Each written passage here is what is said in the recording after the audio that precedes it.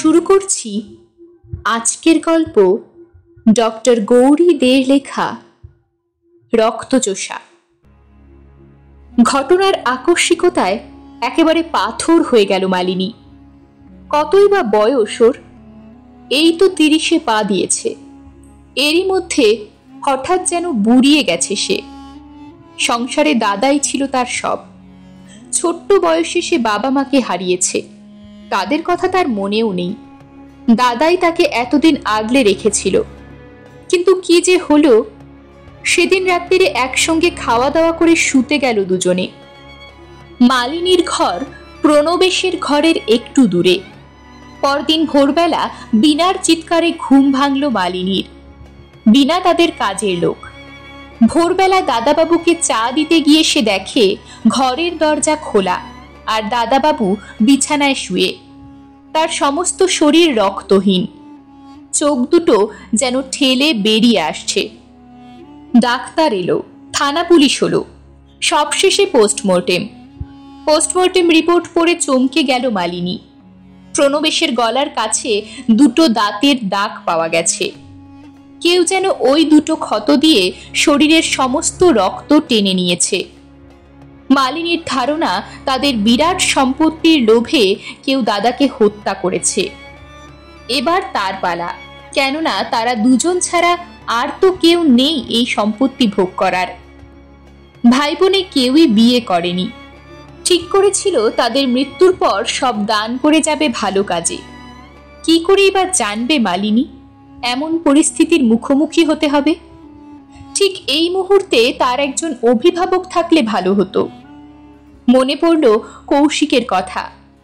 দাদা কয়েক মাস আগে একদিন হঠাৎ একটি ছেলেকে নিয়ে বাড়ি ঢুকলো। বলল, দেখ মালিনী, নিচের ঘরটা তো খালি থাকে, একটা লোক থাকলে ভালো হয়। এই ছেলেটির নাম কৌশিক, চন্দননগরে থাকতো। এখানে চাকরি নিয়ে এসেছে, এদিককার কিছুই ওর জানা নেই। তাই বলছি কিছুদিনের জন্যেও পেইং গেস্ট হিসেবে এই ঘরে থাকুক। অবশ্য ওকে খেতে দিতে হবে না, ওর চাকরিটা বড় অদ্ভুত। নাইট ডিউটি, সারাদিনও ঘুমোবে, রাত্রিরে বেরোবে আর ভোরবেলা ফিরে আসবে, কোনো ঝামেলা নেই। দাদার কাণ্ড দেখে খুব রাগ হলো মালিনীর। কোথাকার কে তাকে দুম করে বাড়ি এনে তুলল দাদা, এ তো রীতিমতো বাড়াবাড়ি। কৌশিকের সামনে আর কিছু বলল না সে। পরে আড়ালে বলল, জানাশোনা নেই, কেমন লোক জানো না, একেবারে সঙ্গে করে নিয়ে এলে দাদা, যদি কিছু হয়। হো হো করে হাসলো প্রণবেশ। কি হবে, চুরি, ডাকাতি, মারপিট, দাঙ্গা করবে? আরে বাবা, ছেলেটাকে দেখেই এনেছি আমি, বাঙালি খ্রিস্টান, বাড়ির সামনে রাস্তায় বসেছিল, দেখে মায়া হলো বুঝলি। যাকগে, তোর যদি পছন্দ না হয় চলে যেতেই বলবো। ক্ষুণ্ণ হলো মালিনী, বলল, আমি কি তাই বলেছি দাদা? সান্ত্বনা দিয়ে বলল প্রণবেশ, আমি জানতুম রে, তুই কখনো আমার কাজের বিরুদ্ধে যাবি না। এখন মনে হচ্ছে মালিনীর বিরুদ্ধে গেলেই বোধহয় ভালো ছিল, কেননা কৌশিককে সে কিছুতেই সন্দেহের তালিকা থেকে বাদ দিতে পারেনি। কৌশিক হয়তো তারই বয়সী, কিন্তু এমন ধরনের চাকরি সে জীবনে দেখেনি। সারা রাত ওর কিসের ডিউটি?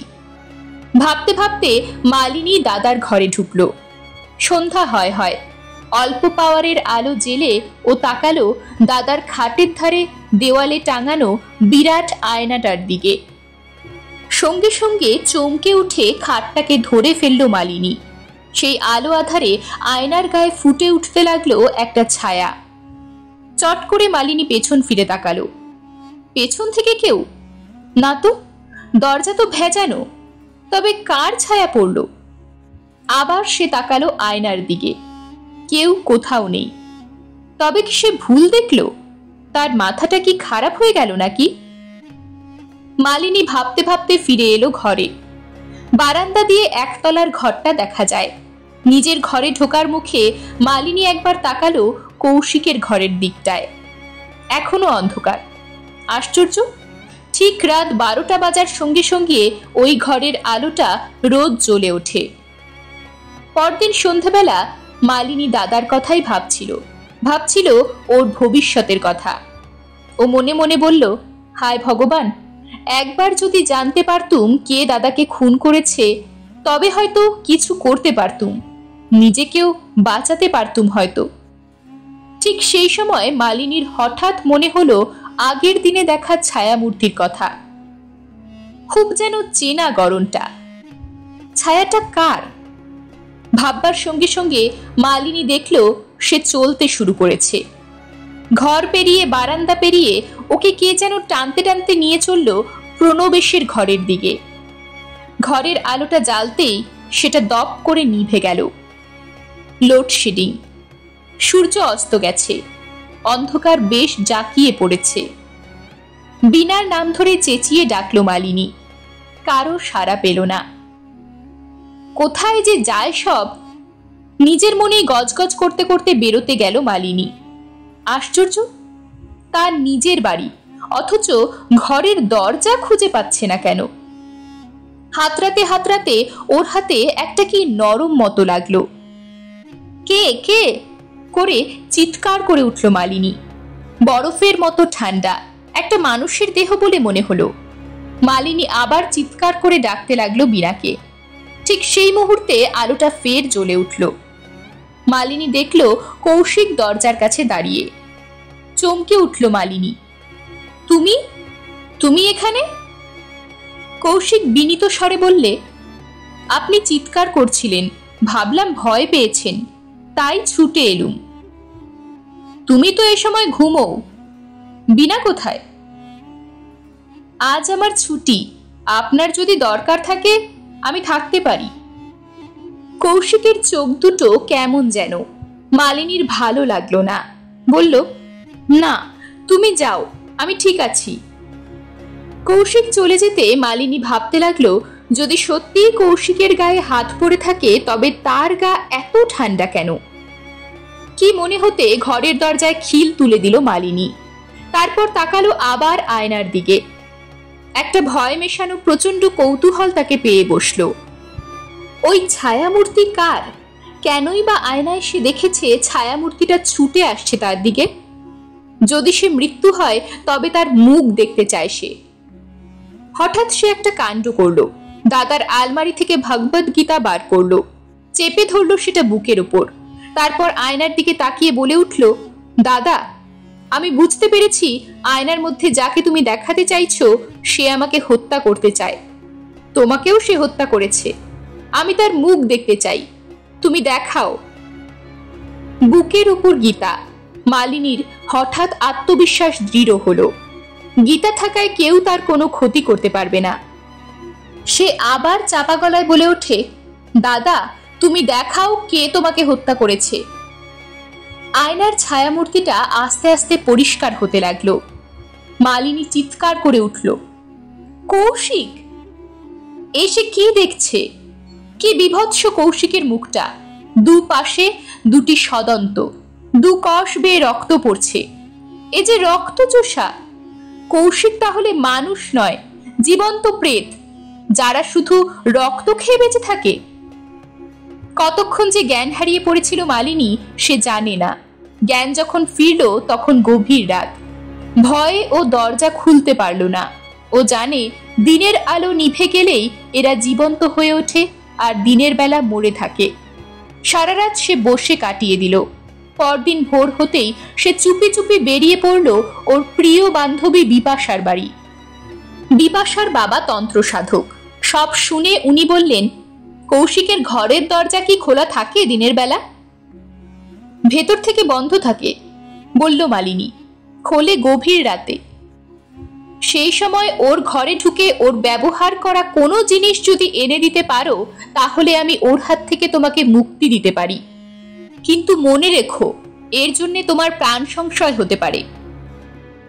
মরতে তো বসেছি কাকাবাবু, যদি বাঁচতে পারি সে চেষ্টা তো করতেই হবে, তবে কাজটা খুব শক্ত।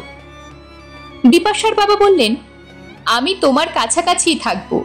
কোনো রকম বিপদের আভাস পেলে চিৎকার করে উঠবে, ও তোমার কোনো ক্ষতি করতে পারবে না। বাড়ি ফিরে বিনাকে কোথাও খুঁজে পেল না মালিনী। তবে কি শয়তানটা বিনাকেও মেরে ফেলল? সারাদিন এতটুকু অন্ন স্পর্শ করতে পারল না মালিনী। আজ সে এর শেষ করতে চায়, তাতে সে বাঁচুক বা মরুক। সমস্তক্ষণ খেয়াল রাখছিল মালিনী। ঠিক 12টা নাগাদ কৌশিকের ঘরে আলো জ্বলতেই পা টিপে টিপে নেমে এলো মালিনী।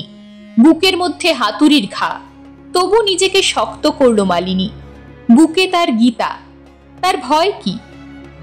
ঘরের দরজাটা একটু ফাঁকা ছিল, তার ভেতর দিয়ে মালিনী পরিষ্কার দেখল একটা দেহ দেওয়ালে ঠেসান দিয়ে পড়ে আছে আধশোয়া হয়ে, মুখটা একটু ঘোরানো।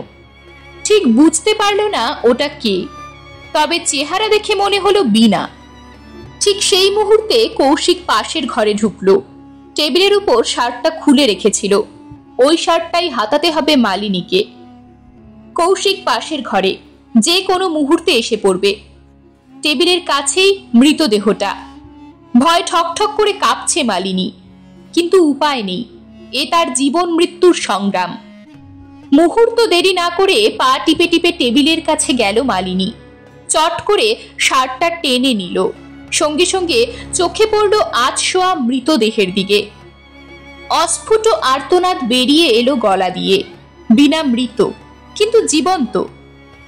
ওর দুটো সদন্ত রক্ত মাখা চোখ দুটো ঘুরছে। মালিনীকে দেখে উঠে বসলো বীণা। দুহাত বাড়িয়ে চেপে ধরতে গেল ওর শাড়ির আঁচল। চিটকে ঘর থেকে পালিয়ে এলো মালিনী। দেখলো কৌশিক দরজা দিয়ে ঘরে ঢুকছে। এক মুহূর্ত দেরি না করে মালিনী ছুটতে লাগলো বাড়ির দরজা খুলে রাস্তা দিয়ে। কাছেই ছিলেন বিপাশার বাবা। চট করে ওকে গাড়িতে তুলে নিলেন। বাড়ি থেকে বেশ কিছু দূরে ঘন জঙ্গল। জঙ্গলের মধ্যে এক পোড়ো মন্দিরের সামনে গাড়িটা রাখলেন বিপাশার বাবা। তার পরনে ছিল লাল চেলি, কপালে সিঁদুরের তিলক, গলায় রুদ্রাক্ষ। মালিনীকে বললেন, এসো তাড়াতাড়ি। মালিনীকে নিয়ে উনি ঢুকলেন মন্দিরের ভেতর। মালিনী দেখল মা কালীর মূর্তি, তার সামনে পুজোর আসন উপাচার সব আছে। পাশে একটা মাটির পুতুল রাখা, পুতুলটা প্রায় 1 হাত লম্বা। বিপাশার বাবা মালিনীর হাত থেকে কৌশিকের ব্যবহৃত শার্টটা নিয়ে তাড়াতাড়ি পুতুলটার গায়ে পরিয়ে দিলেন। তারপর আসনে বসে মন্ত্র পড়তে লাগলেন। মালিনী এখনো কাঁপছে।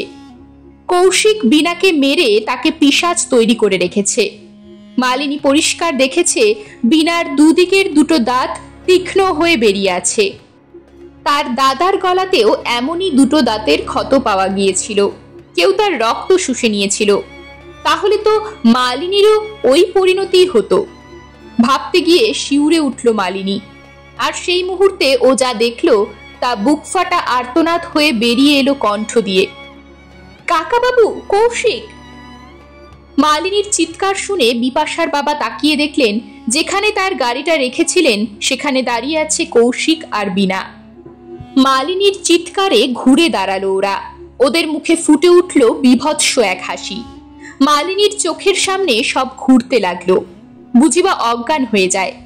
ওরা এগিয়ে আসছে মন্দিরের দিকে। আসছে বললে ভুল হবে, যেন উড়ে আসছে, প্রায় মন্দিরের চাতাল ছুঁই ছুঁই।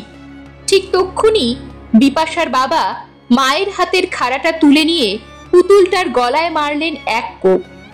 পুতুলের ধর থেকে গলাটা আলাদা হয়ে মায়ের পায়ের কাছে পড়ল।